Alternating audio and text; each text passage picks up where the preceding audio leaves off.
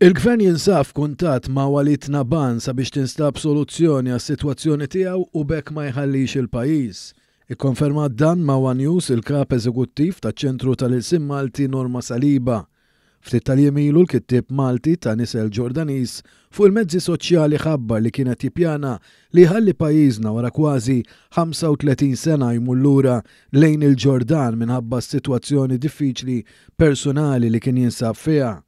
Iżda Saliba spjegat li qiegħda f'kuntatt mal-awtur rinomat flimkien ma' Albert Marshall mill-Kunsill Malti għall-Arti. Jien diġà tkellimt ma' Walid bit-telefon u anke Albert Marshall, il-Ministru qed jagħtina l-appoġġ ukoll tal-Ministeru biex nippruvaw anke insibu soluzzjoni għal din is-sitwazzjoni u jiena fiduċjuża illi b'xi mod jew ieħor waħda mill-għażliet li se noffru lil Walid se jkun konvint u kuntent biha illi permezz tagħha ikun jista' jibqa' jgħix Malta. Fil-fatt Saliba spjegat li dwar dan kollu se tkun qed issir laqgħa nhar it-tlieta li ġej sabiex jiġu diskussi għajnuniet differenti li jista' jingħata Nabhan.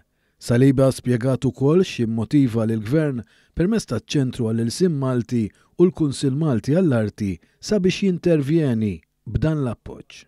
Aħna x'iddistingwina bħala Maltin, pratikament jiddistingwina il-sienna u Walid jagħti ħafna kontribut f'dak ir-rigward għaliex minn barra li jikteb bil-Malti jagħmel traduzzjonijiet ta' xogħlijiet letterarji Maltin għall-Arbi u mbagħad jippubblikhom f'pajjiżi bħalma huwa l-Eġittu, bħalma huwa l-Libanu, eċetera, eċetera. Saliba sostniet ukoll il-fattur tal-instabilità li bħalissa jikkaratterizza l-pajjiż li ġej minnu Walid Nabhan u allura l-inċentiv addizzjonali li l-awtoritajiet jintervjenu biex l-awtur jibqa' f'pajjiżna. Aħna sissara kemm ilna nospitaw il-Walid għaw Malta huwa stess iddikjara li huwa jħossu Malti iktar milli Palestinjan jew Ġordanis li huma l-oriġini tiegħu u għaldaqstant naħseb jien hemmhekk għandna naraw kif ħa nikkonvinċu lil Walid fil-laqgħa li se jkollna nhar it-tlieta miegħu biex jibqa' jgħix hawn Malta.